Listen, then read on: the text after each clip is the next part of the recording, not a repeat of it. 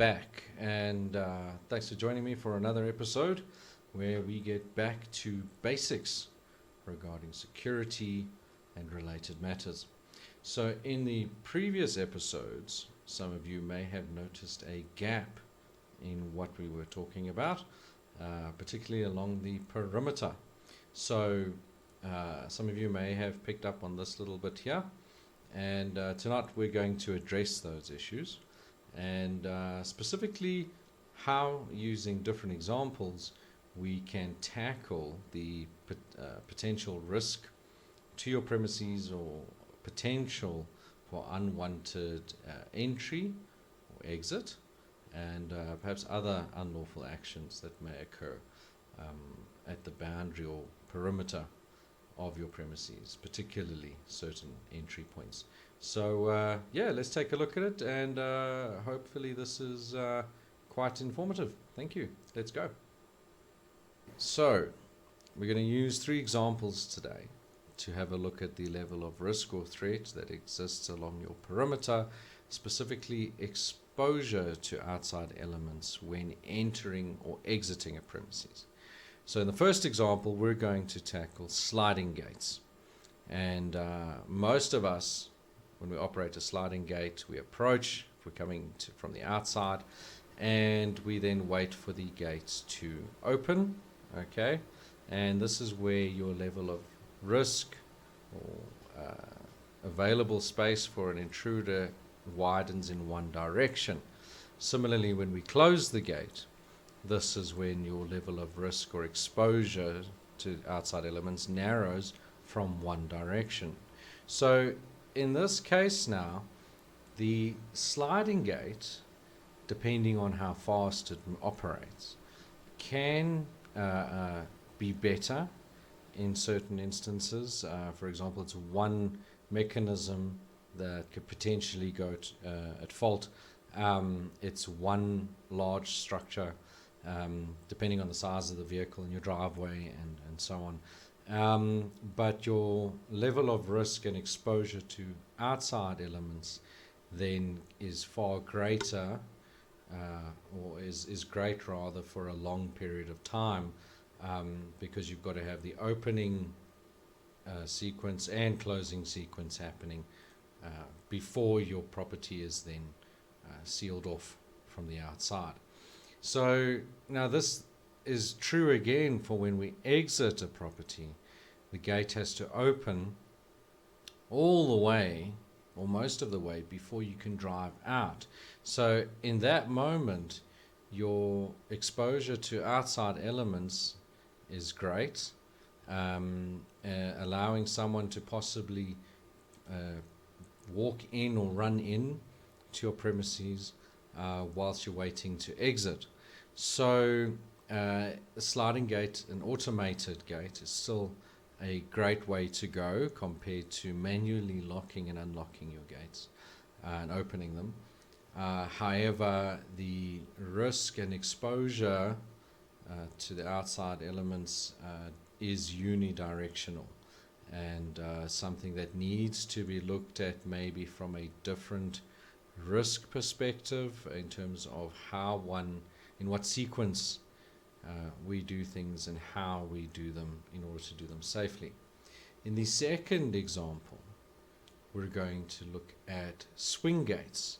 So here we have a double gate or double swing gate configuration, which can be better because you're using two structures on motorized mechanisms, where your level of exposure expands from the center of that section outwards, and again narrows from the outside in. So your possible entry point when entering the premises, your possible exposure, is then centralized, and the distance a perpetrator might have to go is a little bit further towards the center of the gate in order to slip in, which may then allow you to be more aware when entering. However, the level of exposure is once again repeated from the inside out as you exit the premises. And as per sliding gates, you have to wait for the gates to open a certain distance, most of the way, if not all the way, before you can drive out of the property. So in that time frame, which is quite long, as you see, you then have the possibility for someone to still come through into your premises in an unwanted manner. So swing gates are in one way better in that your risk of exposure or exposure level is centered, but you still have to wait for the gates to open all the way before exiting or entering the premises. In some ways, a sliding gate may be better in that you don't have to wait for it to open all the way. If you feel the need, you can squeeze through as long as the gap is just wide enough for your vehicle to enter or exit. However, there are other factors that you might be able to look at in order to prevent any unwanted entry. So the third example now is what I call a trap scenario. Many different names for it, but here we're utilizing a dual set of swing gates where the one has to open first. This opens outward. The vehicle has to enter the property. Now here you can see that the second set of gates are closed. Now before those open, you have a moment of time where, or a certain time frame, where in the previous examples your property was exposed and you were exposed to outside elements, and if they got in, they got in. Okay. In this instance, you can manage your risk and your exposure by determining whether it's safe enough to open the second set of gates before proceeding. So, and should the environment not be safe enough, you can then change and either keep the gates behind you closed or open them again so that you can escape. However, there's a lot that goes into what happens in between those two within the trap environment, but your property and your premises and whoever's on the other side of the gates remains unaffected, in inverted commas, by what goes on in the man trap or the trap environment. So here you can see then the gates closed behind. We're assuming that there's nothing untoward happening, and the owner of the property or a visitor or whatever can then drive in, knowing that there's no one else or there's nothing else that could potentially affect the property or premises or themselves. So with all three examples, different mechanisms, all motorized by the way. You can do these manually, however you can open the gates manually, unlock them, lock them. It's not recommended. This is purely based off automation, if you can do it. And going from a sliding gate which has an exposure level that is unidirectional to a swing gate which is centered, okay, and then you could say bidirectional in that both gates have to open, to a trap environment.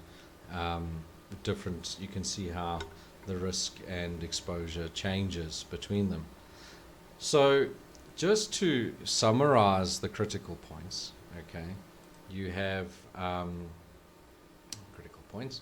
You have gate opening and closing speed, does affect risk time frame.